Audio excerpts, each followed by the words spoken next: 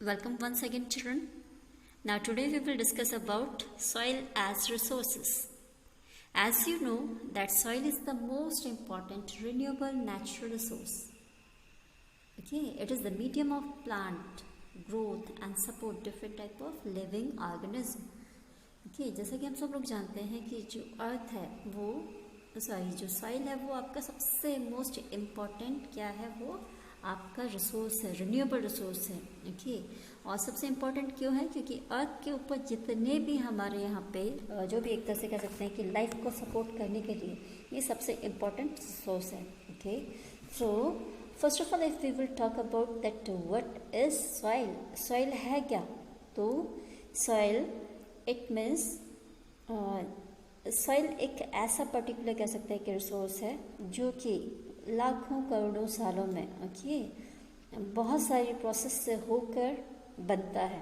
Okay, आपके इधर पे पेज पर सॉइल प्रोफाइल है, उसमें इसका बताया हुआ है, आप देख सकते हो उसको कि सबसे पहले जितनी भी अपनी जो अनवेदर्ड पेरेंट रॉक होती हैं, ओके, और फिर जो पेरेंट रॉक मटेरियल है, इन सब की वजह से जो मोस्टली कह सकते हैं कि स्पेशली जो आपकी पेरेंट रॉक है, बेड रॉक जो होती हैं, उनसे ही जब वेदरिंग की कंडीशन डेवलप होती है. आपने देखा होगा कि कई बार आप जब रॉकी सरफेस के एरिया से जाते हैं तो कुछ चट्टानें आपको दिखती हैं जिनमें कुछ मार्क्स बने होते हैं, वाइट कलर की लाइन होगी या क्रैक्स होंगे. ओके, सो जब वेदरिंग इट मीन्स आपका जो सर्दी और गर्मी की वजह से, ओके, जैसा कि आपको पता है कि गर्मियों में कोई भी चीज़ एक्सपैंड होती है, कह सकते हैं कि वो अपने आप में फैलती है, और सर्दियों में वो क्या हो जाती है, वो सिकुड़ती है. ओके, इसी कंडीशन को आपके वेदरिंग कहा जाता है. तो लाखों करोड़ों साल में ये वेदर की वजह से जो वेदर्स जो चेंज होते हैं, सर्दी गर्मी, उन सब की वजह से क्या होता है, इन रॉक्स में, इनमें ये टूटती हैं, ब्रेक डाउन होती हैं. पहले ये बड़े बड़े कह सकते हैं कि रॉक्स के फॉर्म में रहती हैं, एंड देन उसके बाद में थोड़े छोटे टुकड़े, फिर छोटे टुकड़े, उस हिसाब से ये धीरे धीरे लाखों करोड़ों सालों में क्या हो जाती हैं, आपके पास में जो अपर मोस्ट जो लेयर है सॉइल की जो आप देखते हैं, ओके, वो तैयार होती है. साथ ही साथ उसमें और क्या चीज़ें मिलती हैं, जैसे जितना भी आसपास का जो वेजिटेशन है, या फिर कह सकते हैं उसमें जो बैक्टीरियाज हैं, या जो भी लिविंग बीइंग के जो रिमेन्स हैं, वो सारी चीज़ें मिल के फिर उसको क्या बनाती हैं, अपनी जो टॉप सॉइल अपर लेयर है उसको एक तरह से उसमें ह्यूमस मिक्स करती हैं और उसको फर्टाइल भी बनाती हैं. तो ये क्या है, ये आपका सॉइल का प्रोफाइल है. ओके, जो कि जैसा पेरेंट रॉक होगा, जैसे अगर लावा के एरिया में, डेक्कन प्लेटू के एरिया में जाएंगे तो वहाँ का पेरेंट रॉक लावा से बना हुआ है, तो वो कह सकते हैं कि वहाँ की सॉइल कैसी होगी, ब्लैकिश होगी. ओके, जैसा भी आपका पेरेंट रॉक होगा उसी के हिसाब से सॉइल का टाइप कह सकते हैं कि डेवलप होगा. Okay, so dear children, as we can see that soil is a living system. Okay, ये कैसा है, लिविंग सिस्टम है. Why? Because it takes millions of years to form soil up to a few centimetres in depth. Okay, जैसा कि अभी अभी हमने discuss किया कि जैसा भी पेरेंट रॉक होगा, बेड रॉक होगा, ओके, उसके हिसाब से आपकी जो सॉइल है उसका अपर मोस्ट लेयर डेवलप होता है. अगर लावा से बनी हुई रॉक्स हैं तो वहाँ की ब्लैक सॉइल होगी. ओके, और जिस पर्टिकुलर एरिया के हिसाब से जो भी उनका मदर रॉक होगा या पेरेंट रॉक होगा, उसके हिसाब से बेड रॉक्स होंगे, उसके हिसाब से वो डेवलप होती है. साथ ही साथ वहाँ का क्लाइमेट कैसा है या वेजिटेशन, ये सारी चीज़ें जो भी वहाँ पर रहेंगी उनके बेसिस पे सॉइल का टाइप डेवलप होता है. Okay, now here we will start learning about the classification of soils. Okay, so as we know, so now we will discuss about the classification of the soils. As you know that India has varied relief features, landforms, climatic ranges and vegetation types. Okay, जैसा कि हम सभी जानते हैं कि India में different type के relief features. It means कहीं पे पहाड़ हैं, कहीं पे पठार हैं, कहीं पे प्लेन्स हैं. ओके, डिफरेंट टाइप के आपके कह सकते हैं कि लैंड फॉर्म्स हैं. ओके, सो इनके हिसाब से, और साथ ही साथ अपना क्लाइमेटिक कंडीशन भी अलग अलग है, वेजिटेशन के टाइप भी सब जगह पे अलग अलग हैं. ओके। सो उन सब के बेसिस पे हमारे यहाँ पे इंडिया में हमने सॉइल्स को मेजर 6 कैटेगरीज में क्या कर रखा है, क्लासीफाई कर रखा है। ओके, किसी भी पर्टिकुलर जगह के relief feature, landforms, climatic conditions और वेजिटेशन टाइप के बेसिस पे हमने सॉइल्स को 6 मेजर कैटेगरीज में डिवाइड कर रखा है।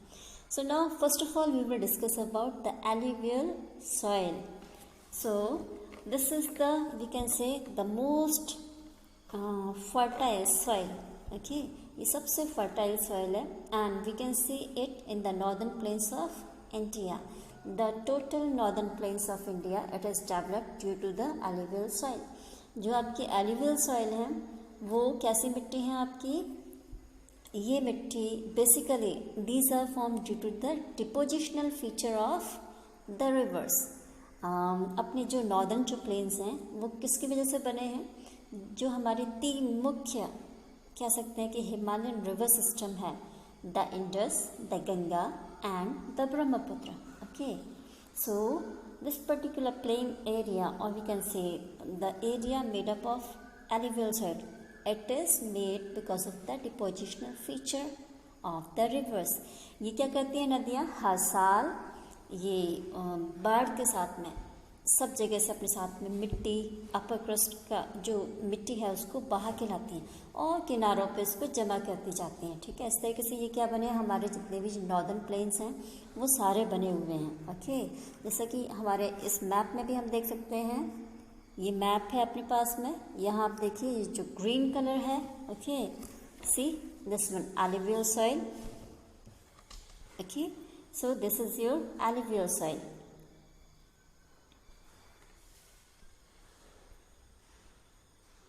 ये ग्रीन कलर का पूरा जो एरिया है वो क्या है आपका alluvial soil का है. You can see it is starting from here in the west you can see the Gujarat, Rajasthan and then Punjab and northern plains. Okay, तो ये पूरा एरिया आप देख सकते हो यहाँ पे, ये आपका कैसा है, वो ग्रीन alluvial soil का एरिया है.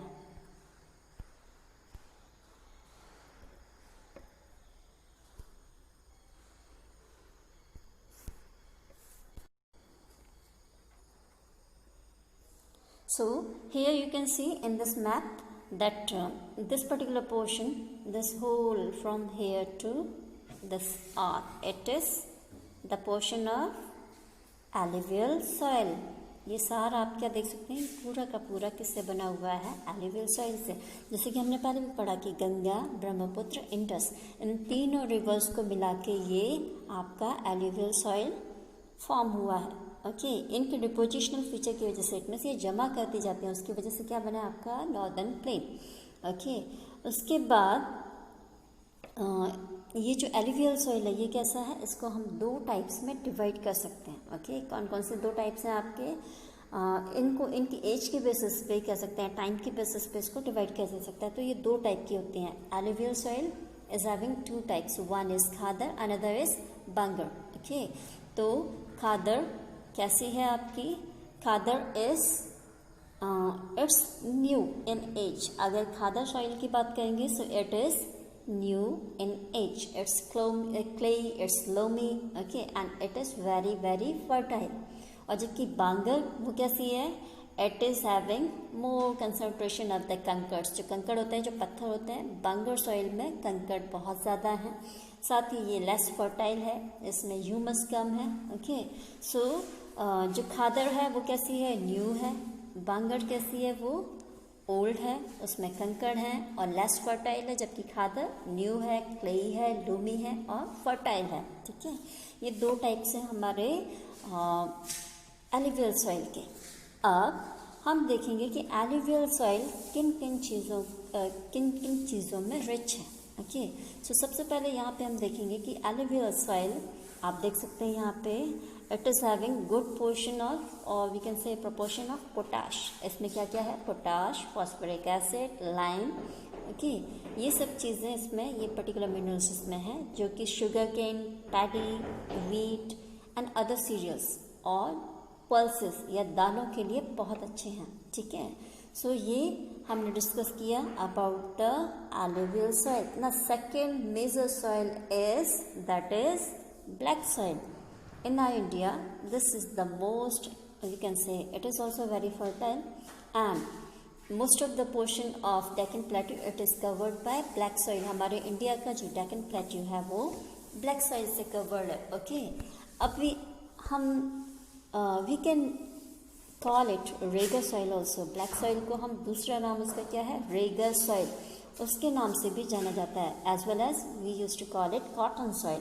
इसको ब्लैक सॉइल, रेगर सॉइल और कॉटन सॉइल के नाम से जाना जाता है. अब अगर हम बात करते हैं कि इसका फॉर्मेशन कैसे हुआ, then it is form due to the lava eruption और मैग्मा वॉल्केनिक इरप्शन.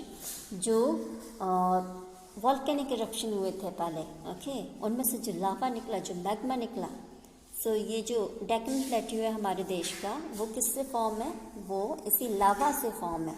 ओके, किससे फॉर्म है, ये लावा से.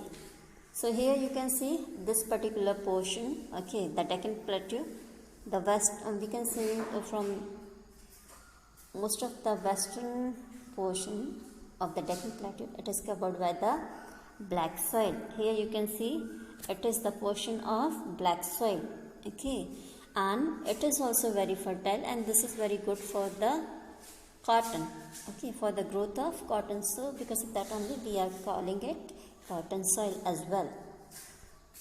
Now, if we will discuss about the content, what this soil is having, so and which particular minerals it is. So this black soil is very rich in calcium, calcium carbonate, magnesium, potash and lime. Okay, as well as you should know that it is having very good water holding capacity. ये जो black soil है इसमें water holding capacity बहुत अच्छा होता है. ठीक है, ये मॉइस्चर को काफ़ी दिनों तक होल्ड करके रख सकती है. बट जैसे कि हमने देखा कि ये कैल्शियम कार्बोनेट, मैग्नीशियम, पोटाश और लाइम में रिच है, बट इसमें फॉस्फोरिक कंटेंट नहीं, ना के बराबर होता है. ओके, और आपने देखा होगा कि इसी वजह से कि ये वाटर होल्डिंग कैपेसिटी तो है, इसको वाटर की ज़रूरत होती है ज़्यादा. आपने देखा होगा कि समर सीज़न में, ओके, जब इसको पानी की कमी हो जाती है तो आपने अक्सर देखा होगा कि ब्लैक सॉइल इस तरीके से क्रैक्स में डेवलप हो जाती है, और जब तक कि मानसून की फर्स्ट बारिश ना आए तब तक इस पर काम करना बहुत मुश्किल हो जाता है. ओके, बिकॉज वाटर को होल्ड करके रखती है, बट इसको वाटर ना मिले तो ये क्रैक्स में डेवलप हो जाती है. Now the third is red and yellow soil. Okay, so we can say this type of soil develops on crystalline igneous rocks in areas of low rainfall in eastern and southern part of Deccan Plateau. So ये कैसी rocks से है, ये crystalline इग्नीशियस rock के जो areas हैं वहाँ पे, साथ ही साथ जो लो रेनफॉल के जो एरियाज़ हैं वहाँ पे ये डेवलप होती है. ओके, डेक्कन प्लेट्यू के ईस्टर्न एंड साउदर्न पार्ट में ये इस टाइप की सॉइल आपको, रेड एंड येलो टाइप की सॉइल आप वहाँ पे देखी जाएगी. Okay, for example you can found it in the parts of Orissa. Okay, we will see it here, red and yellow type of soil. Here you can see it. See, red and yellow type. This whole pink portion, it is covered by the red and yellow soil. So why it looks red? This red color shows the presence of iron. Okay, जिन parent rocks में iron का content होता है वहाँ पे ये वहाँ का जो सॉइल बनेगा वो कैसा बनेगा, आपका रेडिश होगा. ओके, सो रेड अगर ये शो होती है इट मीन्स इसका जो कंटेंट है वो कैसा है, उसमें आयरन का कंटेंट उस पर्टिकुलर पेंट रॉक में पाया जाता है. Okay, and it looks yellow when it occurs in hydrated form. और जब ये हाइड्रेटेड फॉर्म में होती है by the time it looks yellow. Now our next soil type is laterite soil. Okay, laterite, this particular word, it is derived from Latin word that was later. It means brick. जो brick होती है इसका meaning वो था. Okay, so such type of soil it develops due to the process of bleaching. Okay, bleaching it means जब heavy rain की वजह से या वेदर कंडीशंस की वजह से, टेम्परेचर्स की वजह से, हैवी रेनफॉल की वजह से जब अपर मोस्ट लेयर उसका पूरा लीच हो जाता है या ब्लीच हो जाता है, वो हट जाता है, उसका जो ह्यूमस कंटेंट है वो पूरा का पूरा जब हट जाता है, by the time such type of soil forms. Okay, तब ये इस टाइप का सॉइल आपके एग्जिस्टेंस में आता है। इट मीन्स जो हमारी फर्टाइल सॉइल है, जो भी मेन जो सॉइल टाइप है, उनका जब upper most portion heavy rainfall की वजह से धुल जाता है, हट जाता है उसका humus, by that time such type of soils are formed. Okay, now the next is such type of soils we can see. Okay, here you can see in your map. If we will talk about the laterite soil, by that time we will see here laterite, it means light pink color, that you can see some portion of Rajasthan. Okay, as well as little bit here you can see, and in northeast area also you can see such type of soil, this laterite soil. As well on the western coast also you can see, western Ghat area, that there also you can see laterite soil. Okay, so here you can see such type of soil. Especially we can say that they are mainly found in Karnataka, Kerala, Tamil Nadu, Madhya Pradesh and hilly areas of Odisha. Okay, so and even though in the Assam also you can see this particular type of the soil. Okay, and in Karnataka and Kerala, like Karnataka, Kerala and Tamil Nadu, the soil is very useful. Okay, आप लोगों ने सुना भी होगा कि कर्नाटका, केरला, तमिलनाडु के areas they are very good for coffee cultivation, tea and coffee cultivation. Okay, उसके लिए ये सॉइल टाइप काफ़ी यूज़फुल है। ठीक, साथ ही साथ कैश्यू नट्स के लिए, जो आप कैश्यू खाते हैं, जो काजू खाते हैं, उन सब के लिए भी ये बहुत इम्पॉर्टेंट सॉइल टाइप है। ओके, सो लैटराइट सॉइल में आपको क्या क्या आप कल्टिवेट कर सकते हैं, क्या क्या चीज़ें हम उसमें उगा सकते हैं, टी, कॉफ़ी, कैश्यू नट्स, इन सब के लिए ये बहुत ज़्यादा यूज़फुल है। Now the next one is arid soils. Arid soils it means वो सॉइल्स जो कहाँ पे मिलते हैं, आपके डेजर्ट एरियाज में। ओके, या सैंडी सॉइल्स हम बोल सकते हैं। ठीक है, so arid soils range from red to brown in colour, they are generally sandy in texture and saline in nature.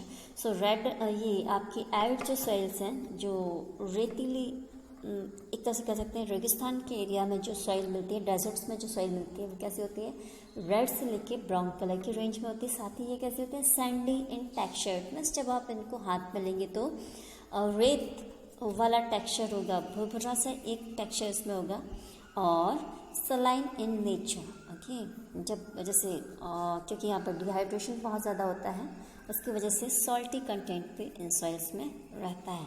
Okay, अब क्योंकि रेगिस्तान में या डेजर्ट में क्या होता है, ड्राई क्लाइमेट होता है, और because of that what happens, water evaporates faster. इस वजह से उस एरिया में आपको ह्यूमस, वहाँ की सॉइल में ह्यूमस और मॉइस्चर की कमी होती है। ओके, जब ह्यूमस नहीं होगा, ह्यूमस आपको पहले भी पता है क्या है, कि जो लिविंग बींग्स हैं या वेजिटेशन है उसका रिमेन। ओके, तो जब वो नहीं होगा सॉइल में, तो क्या हो जाएगा, सॉइल हमारी फर्टाइल नहीं होती है। It means arid soil is less fertile और we can say unfertile. Okay, और इसमें साथ ही साथ क्या होता है, लो हाइजन में जहाँ पे इसमें कंकड़ भी होते हैं, पत्थर, जो छोटे छोटे जो कंकड़ होते हैं वो भी इसमें पाए जाते हैं। ओके, क्योंकि इसमें कैल्शियम कंटेंट ज़्यादा होता है। ठीक है, अब कह सकते हैं कि आज के डेट में अगर हम देखें वेस्टर्न राजस्थान के एरियाज़ में, या कह सकते हैं कि वहाँ पे कई सारी नदियों के थ्रू, ओके, जो कैनाल्स वहाँ पे ले जाए गए हैं, ठीक है, जो नहरें वहाँ पे डेवलप हुई हैं, उनकी वजह से अब इरिगेशन हम कर सकते हैं, और जिसकी वजह से हम वहाँ पे कल्टीवेशन अच्छे से कर सकते हैं। जो एरिड सॉइल है उसमें भी अब अगर हम देखेंगे तो उस सॉइल टाइप में भी ये भी काफ़ी अच्छा है, और एरिड जो सॉइल है उसमें आप wheat, corn, pulses, barley, dates, date palms, ये सारी चीज़ें उसमें उगा सकते हैं। ठीक है, एक तरह से कह सकते हैं कि जहाँ पे कैनाल्स हैं और साथ ही साथ वो फसलें जिनमें पानी की कम पानी में भी जिन्हें उगाया जा सकता है, वो सब इस एरिड एरिया में उगाई जाती हैं। Now the next is forest soil. Okay, forest soil, especially it is found in hilly areas. Here in your map also you can see that these are found in the uppermost Himalayan area of India. Okay, basically you can see it. It is found this dark color, dark green color. Okay, in northern or northeastern Himalayan areas you can see such type of forest soil or mountain soil. We used to call it mountain soil as well. Okay, mountainous soil. So these are we can say found in mountainous areas. Okay, and such type of soil is loamy and slitty in texture. साथ ही साथ ये valley areas जो होते हैं वहाँ पे पाई जाती हैं. Okay, now the next topic is it is a soil erosion and soil conservation. Okay, first of all we will talk about the soil erosion. What is soil erosion? तो soil erosion क्या है? जैसे कि हम लोगों ने इससे पहले भी हमने पढ़ा था कि लैंड डिप्लीशन के बारे में पढ़ा था, ऐसे ही अब हम यहाँ पे पढ़ेंगे थोड़ा सा सॉइल इरोजन के बारे में. जब सॉइल की अपर मोस्ट लेयर एक तरह से कह सकते हैं कि डैमेज हो जाती है, ओके, उसको हम सॉइल इरोजन कहते हैं. डैमेज हो जाती है जिसमें हम कल्टीवेशन नहीं कर सकते हैं, that process is called soil erosion. और we can say the denudation of the soil cover and the subsequent washing down in this is described as soil erosion. It means जब हमारा जो अपर लेयर होता है soil का वो wash हो जाता है हैवी रेन की वजह से या नदियों की वजह से, है ना, वो किस में आ जाता है आपका, वो सॉइल इरोजन में आता है. ओके, इवन दो आप जो एरिड एरियाज हैं, डेजर्ट एरियाज हैं, वहाँ पे ये हैवी विंड की वजह से भी होता है. जो बहुत पावरफुल हवाएं होती हैं उनकी वजह से भी मिट्टी कटती है. ठीक है, मिट्टी का कटना, that is basically soil erosion. या फिर उसके अपर जो फर्टाइल सॉइल है, जो लेयर है, उसका हट जाना. ओके, इसके साथ साथ ही सॉइल इरोजन के लिए बहुत सारी ह्यूमन एक्टिविटीज भी रिस्पॉन्सिबल हैं, जैसे कि deforestation, overgrazing, construction and mining. These all are the we can say the human activities. And if we will talk about the natural activities, then we could be able to see that wind, glaciers and water. Okay, these are responsible for the soil erosion. Okay, और जब हवाएं चलती हैं या Himalayan regions में जो glaciers move करते हैं या वाटर, है ना, ये सब भी सॉइल इरोजन को लीड कर सकते हैं. अब यहाँ पे आपकी बुक में दो टर्म्स आए हैं, गलीज एज वेल एज बैडलैंड्स. तो गली क्या होता है, ये होता है कि जब रनिंग वाटर, ओके, पर्टिकुलर उसको कट कर देता है मिट्टी को. आप इस फिगर में देख सकते हैं, यहाँ पे देखिए मिट्टी कितनी सारी कट गई है. ओके, सो जब ये मिट्टी कट हो जाती है दैट इज कॉल्ड गलीज. ओके, इसको हम गली कहते हैं और इसकी वजह से सॉइल की फर्टिलिटी लूज होती है. ओके, और दूसरा एक और आपका वर्ड आ रहा है, वो है आपका badlands. Badlands it means the land becomes unfit for cultivation and is known as badlands. जी, हो सकता है कि कुछ नेचुरल कॉजेस की वजह से जो मिट्टी जिन पे हम कल्टीवेशन नहीं कर सकते वो क्या हो जाती है, बैडलैंड्स में कन्वर्ट हो जाती है, उनको हम बैडलैंड्स कहते हैं. जैसे कि आप लोगों ने कभी अगर आपने चंबल का एरिया देखा हो, ओके, या फिर आप गूगल पे भी सर्च करेंगे तो भी आप देखेंगे कि जो चंबल का जो एरिया है वहाँ पे कई नदी के दोनों तरफ कई किलोमीटर्स तक, कई 100 किलोमीटर्स तक वहाँ पे घाटी टाइप की बनी हुई है, कटे फुटे जो वैली टाइप का एक स्ट्रक्चर बना हुआ है मिट्टी का. सब जगह पे वो मिट्टी पूरी कट गई है, वैलीज में कन्वर्ट हो गई एक तरह से. वो कैसा है, उस पर आप एक तरह से कह सकते हैं कि रेगुलर वे में खेती नहीं कर सकती. ओके, इतनी गहरी गहरी वहाँ पे खाइयाँ हो गई हैं जिन्हें चंबल के बेहड़ भी बोला जाता है. ओके, जहाँ पुराने ज़माने में डाकू सारे के सारे या डेकॉर्ड्स रहते थे, ठीक है। सो वो क्यों हुआ, वो चंबल में जब भी बाढ़ आती है तो उसकी वजह से वो मिट्टी कट कट के छोटी छोटी वैलीज में कन्वर्ट हो गई, या टीले वैली या हिल्स टाइप का स्ट्रक्चर एक बन गया, ओके। और उसकी वजह से उन एरियाज में खेती नहीं हो सकती, तो उसकी वजह से वो लैंड किस में कन्वर्ट हुआ, वेटलैंड में, okay. Now next point is about sheet erosion. Sheet erosion, it means when water flows a sheet over large area down a slope, it washes topsoil is known as sheet. It means एक sheet की form में जब water flow करता है या एक particular rock उसकी soil की सीट को बहा के ले जाता है या एक पर्टिकुलर लेयर को बहा के ले जाता है, that is called sheet erosion, okay. Now here we have discuss about the soil erosion, and now we will discuss about the soil conservation methods. तो soil conservation methods के लिए आप क्या क्या चीज़ें अडॉप्ट कर सकते हैं, कौन कौन सी चीज़ें हैं जिनके थ्रू हम soil erosion से बच सकते हैं या soil erosion होने से बचा सकते हैं। तो सबसे बड़ी बात कि हमको क्या क्या करना पड़ेगा, हम जैसे कि हम एफॉरेस्टेशन होगा तो भी मिट्टी नहीं कटती है, ओके। साथ ही साथ जैसे जो एरियाज हैं, ओके, हमारे जो डिफेक्टिव मेथड्स हैं फार्मिंग के उनको चेंज करके फार्मिंग के प्रॉपर मेथड्स को अडॉप्ट करके, ओके, मिक्स क्रॉपिंग को अडॉप्ट करके, साथ ही साथ आपकी कंट्रोल प्लाइंग जो हिली एरियाज है वहाँ पे कंट्रोल प्लाइंग, वो क्या चीज़ हो जाएगी, कंट्रोल प्लाइंग। इट मीन्स आप कंट्रोल्स के बेसिस पे जैसे ढाल है उन्हीं पर नेचुरल वे में जब खेती की जाती है तो वो कंट्रोल प्लाइंग है। उसके बाद में आपका एक और उसी में जब हम थोड़ा सा अल्ट्रेशन करते हैं तो वो किस में आ जाती है, वो आ जाती है आपके टेरेस कल्टीवेशन। टेरेस कल्टीवेशन से भी हम क्या कर सकते हैं, हिली एरियाज पे सॉइल इरोजन को बचा सकते हैं। साथ ही साथ हम क्या कर सकते हैं, बड़े बड़े फील्ड्स को स्ट्रिप्स में डिवाइड कर सकते हैं और उनके बीच में क्या कर सकते हैं,